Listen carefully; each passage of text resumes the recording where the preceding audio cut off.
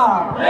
এই ফ্যাসিবাদ সরকার তখন তাদেরকে পৃষ্ঠপোষকতা দিয়েছিল, দেশের জনগণ তখন ফুঁসে উঠে বাংলাদেশের টেকনাফ থেকে তেতুলিয়া পর্যন্ত গণজাগরণ গড়ে তুলেছিল।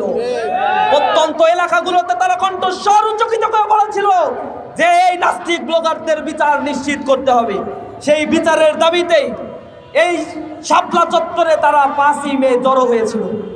কিন্তু তাদের সুষ্ঠু বিচার না করে, ধর্ম বিদ্বেষীদের বিরুদ্ধে ব্যবস্থা না নিয়ে সরকার সেদিন নীল নকশা প্রণয়ন করেছিল। আইন শৃঙ্খলা রক্ষাকারী বাহিনীর আওয়ামী পেটুয়া সদস্যদেরকে সেখানে নিয়োজিত করেছিল, বিজিবিদেরকে এখানে মোতায়েন করা হয়েছিল, গুম বাহিনী র্যাব বাহিনীকে এখানে মোতায়েন করা হয়েছিল।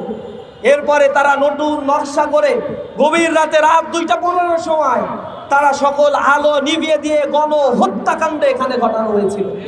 ওই গভীর রজনীতে প্রায় 1,55,000 রাউন্ড গোলা বারুদ ব্যবহার করা হয়েছিল নিরস্ত্র মানুষের উপর। কখনোই এই বাংলাদেশে নাস্তিক আর মুরতাদদের স্থান হবে না। নাস্তিকতার নামে এ দেশের জাতির মধ্যে বিভাজনের রাজনীতি আর মেনে নেওয়া হবে না। প্রত্যেকে তার ধর্ম স্বাধীনভাবে চর্চা করবে।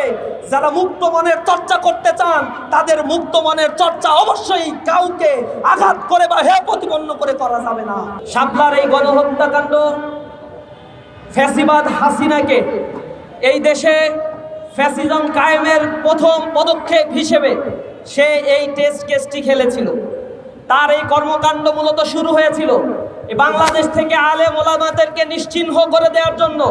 বাংলাদেশের সর্ববৃহৎ ইসলামী সংগঠন বাংলাদেশ জামাত ইসলামীর নেতৃবৃন্দকে ফাঁসি দিয়ে হত্যা করার মধ্য দিয়ে বাংলাদেশকে নেতৃত্ব শূন্য করার এক নীল নকশা ফ্যাসিবাদী হাসিনা প্রণয়ন করেছিল।